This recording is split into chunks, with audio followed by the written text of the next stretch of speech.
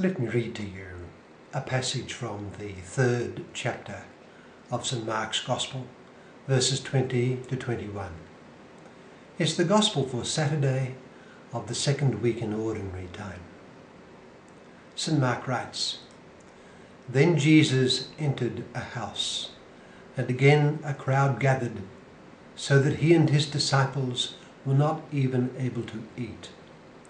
When his family heard about this, they went to take charge of him, for they said, 'He is out of his mind.'" That's from Mark chapter 3, verses 20 to 21. We are led to think of Christ as the revelation of a God of love. You know, Sir David Attenborough, the famous British broadcaster and filmmaker of numerous natural history pieces, has been said to have received more honorary degrees by British universities than any other person. He is the recipient of Honorary Doctor of Science awards from the University of Cambridge and the University of Oxford, and an Honorary Doctor of Letters degree from the University of Leicester. He received the title of Honorary Fellow from Clare College, Cambridge, the Zoological Society of London, the Linnean Society, the Institute of Biology, and the Society of Antiquaries. His films have excelled in their teaching power, rather than in presenting the cutting edge of science, let us say. I myself, viewing his impressive nature television shows, have been led to a deeper sense of the grandeur, the might, the wisdom, and the very reality of the Creator. Famously, this is not so with Attenborough himself. In a BBC interview of December the 2nd, 2005, Attenborough declared himself to be an agnostic. I remember watching an interview with him, I forget the date, and it was the cruelty and suffering that he saw in nature which turned him away from positive theism. On other occasions he has referred to the tapeworm causing blindness. He said once, "You ought to think of a parasitic worm that lives only in the eyeballs of human beings, boring its way through them in West Africa, for example, where it's common, turning people blind. So if you say, 'I believe that God designed and created and brought into existence every single species that exists,' then you've also got to say, well, he at some stage decided to bring into existence a worm that's going to turn people blind."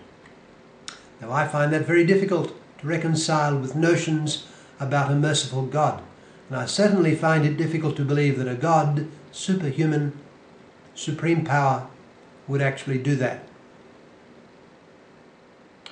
In a BBC interview of January 2009, Attenborough was asked if he had ever had religious faith.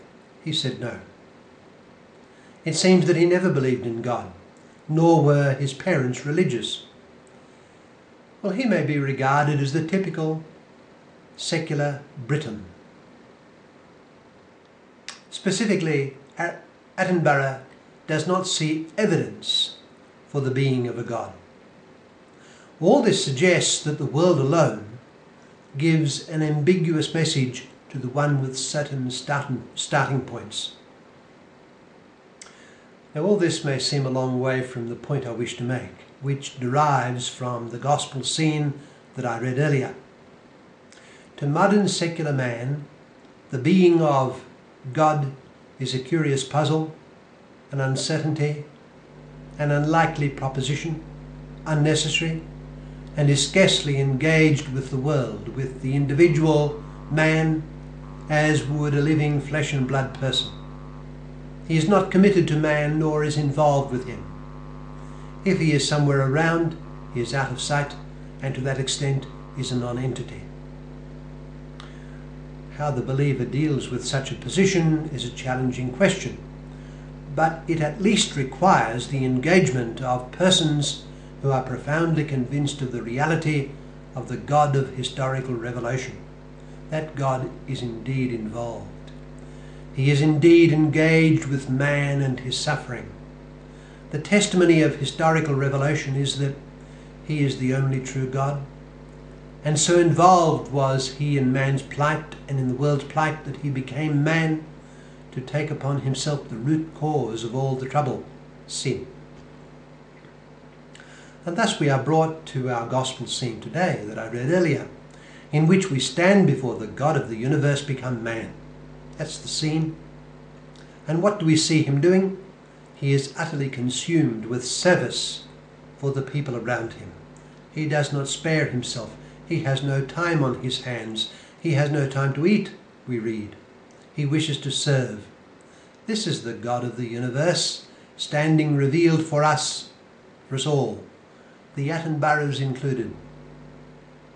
So intent is he on serving his creatures, now his brothers, that we read in that gospel passage, Jesus entered a house, and again a crowd gathered, so that he and his disciples were not even able to eat. When his family heard about this, they went to take charge of him, for they said, he is out of his mind. Mark chapter 3, verse 20 to 21. They thought he was out of his mind, so given over was he to the needs of those before him.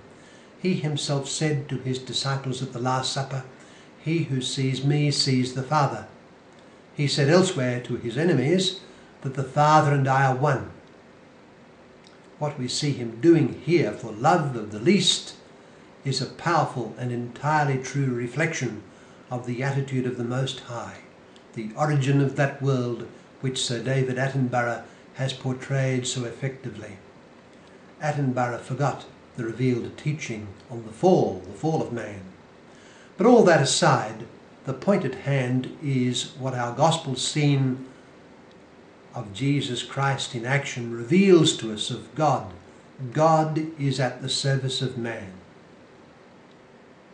So greatly is God at the service of his creatures that he became one of us, took upon himself the sin of the world, at unparalleled cost to himself atoned for it, then rose for our salvation.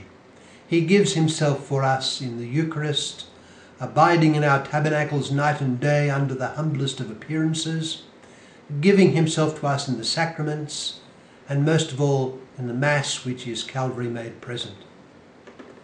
The God of all things is a God of unceasing love, love without limit. The situation is very different indeed from what our modern agnostic imagines.